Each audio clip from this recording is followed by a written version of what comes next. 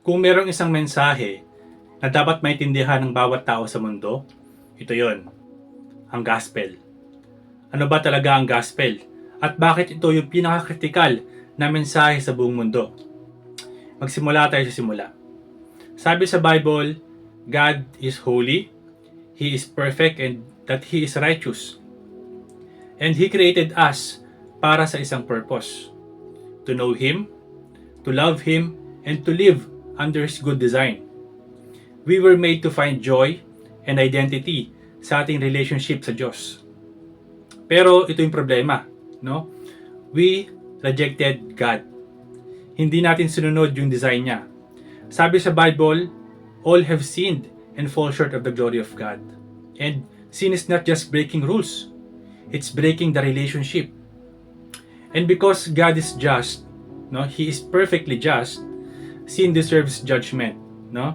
Hindi pwedeng palampasin ng banal na Diyos ang kasalanan. That's why the Bible says, the wages of sin is death, no? Meaning, separated from God.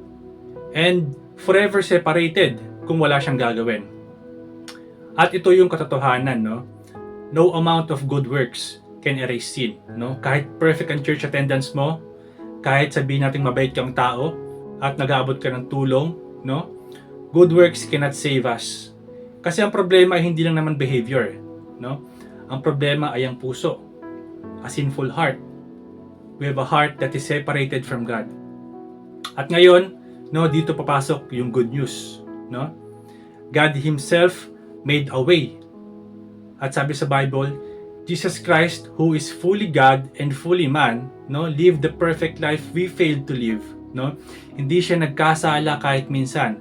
And then, He took our place on the cross. Yung judgment na para sa atin, siya yung tumanggap. And He paid the debt, no? He paid our debt. Christ died for our sins. Pero hindi lang doon natapos. On the third day, He rose from the dead. Proving na kaya niyang talunin ang kasalanan, ang kamatayan at ang impyerno. No? His resurrection is the proof that His sacrifice was accepted and that He truly is the Savior. Ang gospel ay hindi automatic. No? God offers salvation, pero kailangan nating tumugon. The Bible calls us to repent and to believe. No? Talikuran ang kasalanan at ang buhay na tayo yung boss. At ilagay natin yung ating full trust kay Jesus at sa kanyang finished work. Not faith in ourselves, not faith in religion, no, but faith in Christ alone. And yung salvation, no, ito ay gift, no, a gift that is received by faith, no, not earned by works. Kapag tunay tayong sumampalataya kay Jesus, ang Diyos mismo ang gagawa ng miracle sa puso natin. We are forgiven, no? Our past, our present, and future sins are forgiven.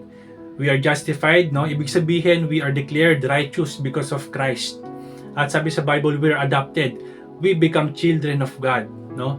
At we start to change, no? The Holy Spirit starts transforming our lives. And most of all, no? We are restored back to God, no?